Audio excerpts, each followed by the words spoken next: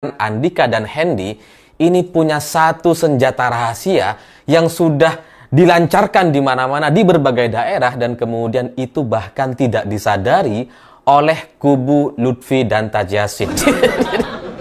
Jadi kubu Lutfi dan Taj Yassin ini kan sudah setahun lebih gitu ya, mereka punya tim, sudah pasang baliho, relawan ada di mana-mana, tapi tidak menyadari serangan-serangan narasi yang dilancarkan oleh Andika, Hendy, dan ini sangat telak sekali. Dimana kalau masyarakat mendengar narasi ini, itu mereka langsung oke dengan Andika dan Hendy. Dan itulah yang nampaknya membuat pasangan Andika Hendy, meskipun baru dikenalkan bulan Agustus lalu, ini sekarang sudah bisa mengungguli elektabilitas dari pasangan Lutfi dan Taj Yassin. Tapi sebelum saya membahas soal senjata rahasia tersebut gitu ya, saya juga mencatat ada satu cerita yang agak lucu dari pasangan Lutfi dan Taj Yassin ketika berbicara atau berdiskusi soal internet dan keamanan data. Jadi ketika Pak Andika dalam debat Pilgub kemarin menyatakan bahwa di Jawa Tengah ini masih ada beberapa desa yang belum tercover atau belum terjangkau jaringan internet gitu ya, Pak Andika berniat untuk menjangkau semua 100% daerah desa di Jawa Tengah ini bisa mendapatkan akses internet dan tidak ada lagi blank spot seperti sekarang, karena sekarang jangkauannya masih sekitar 82%. Artinya ada sekitar 18% desa di Jawa Tengah itu tidak mendapatkan akses internet. Jadi itulah yang kemudian menjadi program Pak Andika dan Hendy. Tapi kemudian ketika Lutfi coba merespon soal isu internet ini gitu ya, saya nggak ngerti gitu ya, apa yang ada dalam pikiran Pak Lutfi. Tapi jawaban atau respon dari Pak Lutfi ini bagi saya, ini kocak nih, kayak ngelucu gitu. Tapi ya mungkin banyak orang nggak ngerti atau banyak orang nggak sadar, karena jawaban Pak Lutfi adalah daripada untuk kemudian memeratakan soal internet di Jawa Tengah, katanya konsentrasi dari pasangan Lutfi dan Taj Yassin ini nantinya lebih kepada keamanan data cyber. Ini kan ngelawak dia gitu ya. Ya karena soal data keamanan cyber gitu ya, itu kan jangankan Pemprov Jawa Tengah, itu di pusat jebol gitu. dari pusat Jakarta itu udah jebol gitu. Dan itu di luar kewenangan atau kemampuan Pemprov untuk melindungi data masyarakat di Jawa Tengah, karena pusat datanya di Jakarta. Itu di pusat gitu. Kalau misalkan maju sebagai cagup Jakarta, mungkin itu masuk akal melakukan koordinasi dan sebagainya. Tapi di Jawa Tengah, mana bisa gitu.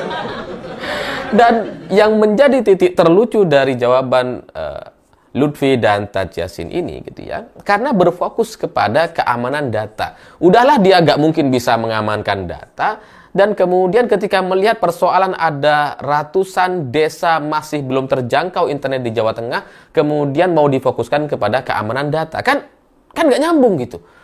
Kita baru bisa mengamankan data cyber itu kan kalau internetnya sudah nyampe di semua pelosok desa.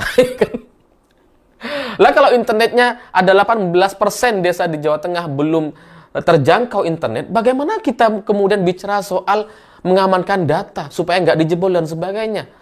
Kasih dulu internetnya kepada 100% desa gitu. Baru setelah itu bicara soal keamanan data. Nah, yang membuat saya jadi teringat kepada Cak Lontong itu karena ya jawaban Lutfi ini gitu.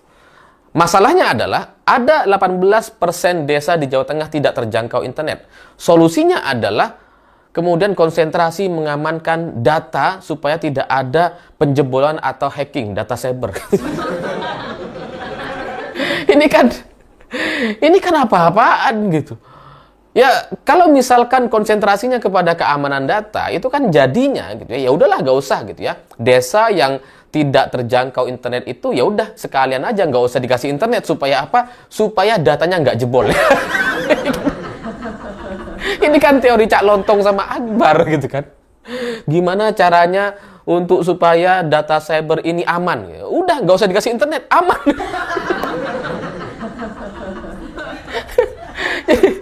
Jadi kocak sekali, lucu bagi saya, karena seharusnya ketika ada bahasan soal internet dan desa yang belum terjangkau internet di Jawa Tengah ini yang berjumlah 18% desa, itu sekitar ratusan desa gitu ya. Ya jadi seharusnya ya dijangkau dulu, dikasih jaringan internet dulu gitu, bukan kemudian berfokus kepada keamanan data karena internetnya masih belum nyambung di sana.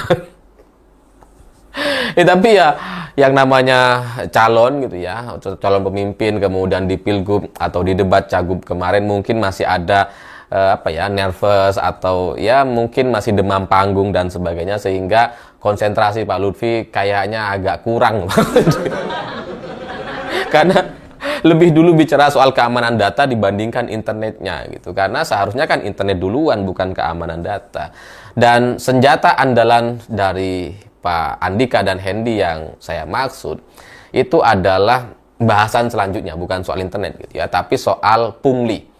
Jadi ini menarik. Jadi ketika saya bicara dengan Pak Hendy di video sebelumnya, kalian kalau nonton, saya juga sempat menanyakan soal bagaimana supaya Jawa Tengah ini turun masalah-masalah punglinya yang ini kemudian diresahkan oleh banyak orang. Dan Pak Hendy sudah menjawab bahwa harus ada peningkatan pendapatan kepada ASN gitu ya. Sudah pernah dilakukan di Semarang sebagai wakil wali kota dan wali kota. Pak Hendy ini sudah menerapkan dan sudah jalan gitu ya, sehingga itu nanti bisa dikopi ke Pemprov dan bisa langsung dijalankan, dan itu mudah saja untuk kemudian dilaksanakan. Dan setelah itu katanya kita berharap agar masalah pungli ini bisa turun karena kemudian para pejabat-pejabatnya atau ASN-nya itu sudah mendapatkan pendapatan yang layak gitu. Jadi ya itu salah satu solusinya.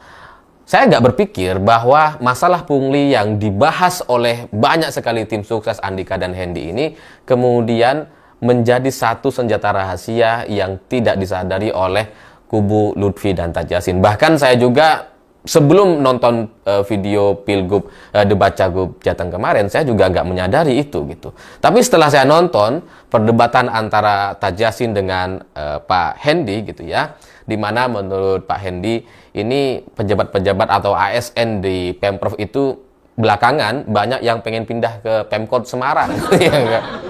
Padahal biasanya seharusnya itu ASN dari Pemkot Semarang lah yang pengen naik ke Pemprov. Ini dalam beberapa tahun terakhir malah kebalik, yang dari Pemprov pengen ke Pemkot. Kenapa? Katanya karena TPP atau tambahan penghasilan pegawai di Semarang itu jauh lebih besar dibandingkan di Pemprov. Jadi daripada mereka berada di Pemprov, ini banyak yang berbondong-bondong pengen masuk ke Pemkot. Dan ini yang dibahas dan ditanyakan gitu. Nah, jawaban dari Tajuddin itu jawaban yang ngawang-ngawang gitu.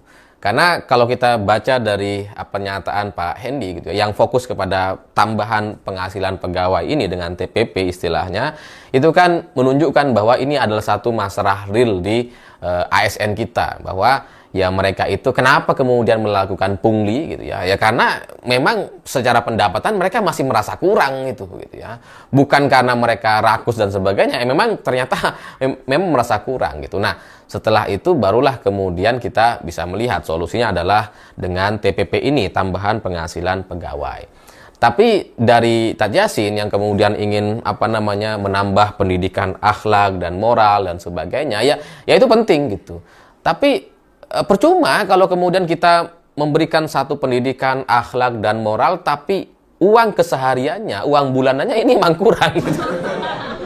Jadi omong kosong kita bicara jangan korupsi, jangan pungli dan sebagainya, tapi pendapatannya emang nggak ada, uangnya emang kurang mereka gitu. Sehingga solusi dari Pak Hendy ini sebenarnya lebih lebih masuk akal gitu. Tapi bukan soal solusi TPP-nya, bukan soal sistem yang sudah dilaksanakan di Pemkot Semarang oleh Pak Hendy, tapi lebih kepada isu punglinya. Saya ini dari kemarin gitu ya, saya coba renungkan kenapa isu pungli ini selalu menjadi satu materi relawan-relawan atau tim sukses dari Andika dan Hendy. Concern mereka itu sangat besar sekali soal masalah pungli gitu. Inilah yang saya sebut sebagai satu senjata rahasia yang tanpa kita bicara soal kejelekan lawan gitu ya, soal hal negatif tentang lawan, itu langsung terasa. Ini otomatis gitu. Jadi ketika kita bicara soal pungli, kita ingin Jawa Tengah ini bebas dari pungli. Kita ingin masalah pungli ini bisa ditekan dan diselesaikan. Meskipun solusinya adalah TPP, yaitu tambahan penghasilan pegawai, seperti yang disampaikan oleh Pak Hendy, tapi dalam benak masyarakat ketika kita bicara soal pungli, itu yang diingat polisi. Saya juga nggak ngerti gitu ya. Saya juga coba tanya ke masyarakat. Kalian bisa coba cek gitu ya. Tanyakan ke teman-teman kalian. Ketika kalian bicara soal pungli gitu ya. Yang ada dalam kepala masyarakat apa? Polisi. Kenapa? Karena yang melakukan penilangan, yang melakukan pencegatan di jalan-jalan, di daerah-daerah, di pelosok desa itu kan selalu memang polisi lalu lintas gitu ya. Terlepas mereka itu benar atau salah atau tilangnya itu resmi atau gak resmi dan sebagainya. Masyarakat gak bisa membedakan itu. Karena masyarakat gak tahu. Mereka taunya mereka suruh bayar, selesai. Dan 100% saya melihat gitu ya. Kalian coba bisa cek juga di survei kalau perlu gitu ya. 100% masyarakat yang terkena tilang gitu ya.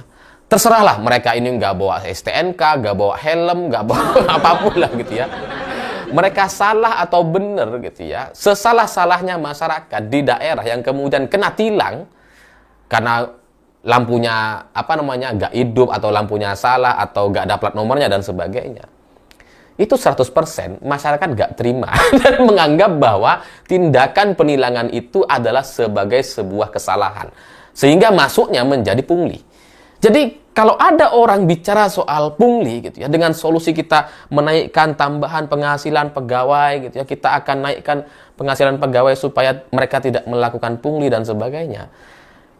Tapi di kepala masyarakat ketika isu ini disampaikan, yang ada dalam kepala mereka adalah soal polisi. Ini saya juga gak ngerti kenapa bisa terjadi seperti ini gitu. Inilah yang saya sebut sebagai senjata rahasia. Tim Andika dan Pak Hendy, relawan-relawannya, tim sesnya, tidak pernah menjelek-jelekkan Pak Lutfi dengan latar belakang polisinya gitu ya, karena memang dari kepolisian. Mereka nggak melakukan itu. Tapi dengan isu pungli ini, itu otomatis dalam benak masyarakat, mereka jadi otomatis anti dengan Pak Lutfi. Jadi ya, inilah yang saya sebut sebagai satu senjata rahasia yang tidak disadari oleh banyak orang, sehingga kemudian sekarang jadi banyak yang kebingungan kenapa survei dari Pak Andika dan Hendy jadi tiba-tiba naik katanya. Salah satunya. Ya kalau soal Rambo versus Sambo gitu ya, itu kan ya agak jauh lah gitu ya. Meskipun saya tahu juga banyak orang yang melihat anggota polisi itu masih kemudian disamakan dengan kasus Verdi Sambo karena memang di kepolisian yang kemudian ada rekayasa dan sebagainya. Oke lah, tapi itu agak jauh gitu. Meskipun Pak Andika Perkasa sebagai Panglima TNI kemudian ada hubungannya lah atau ya masuk akal kalau kemudian dikait-kaitkan atau dilabeli Rambo misalkan. Oke gitu ya, tapi itu tidak terlalu ngena gitu ya.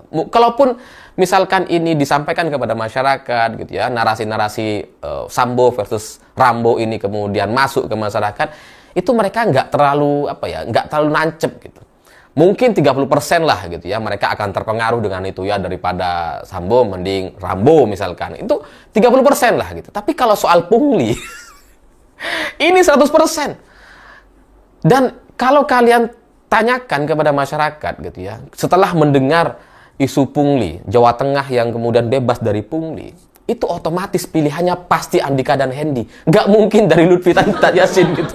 Karena otomatis dalam benak mereka itu kan anti dengan Lutfi dengan Tat Yassin. Meskipun sekali lagi Pak Lutfi tidak terkena kasus soal itu, tidak terbukti terlibat soal apapun lah masalah. Mungkin Pak Lutfi juga bahkan nggak pernah nilang dulunya gitu. Tapi ya itu yang ada dalam benak masyarakat hari ini. Dan itu menjadi satu titik lemah yang nampaknya tidak disadari. Jadi selain latar belakang soal Rambo versus Sambo gitu ya, tapi menurut saya yang paling ngena ini adalah masalah soal pungli. Sehingga saya nggak tahu apakah video ini akan ditonton oleh tim sukses atau kelompok relawan dari Pak Andika dan Hendy. Tapi dalam bayangan saya gitu ya, kalau narasi pungli ini kemudian disempurnakan dengan tagline Jawa Tengah Perkasa sekarang kan gitu ya, kemudian ditambah Jawa Tengah Perkasa bebas pungli, wah itu otomatis kayaknya akan menaikkan suara Andika dan Hendy. Karena kalau mau masyarakat Jawa Tengah ini bebas pungli, maka pilihannya hanya Andika dan Hendy. Gak mungkin dari Lutfi dan Tat Yassin. Karena sulit sekali kalau kemudian kita membayangkan Lutfi dan Tat Yassin bicara soal pungli. Makanya di debat Cagup kemarin, kita tidak terlalu mendengar isu-isu pungli dari kubu Lutfi dan Tat Yassin. Sehingga ya karena memang itulah yang menjadi kekhawatiran mereka selama ini. Saya pikir itu. Terima kasih sudah menonton.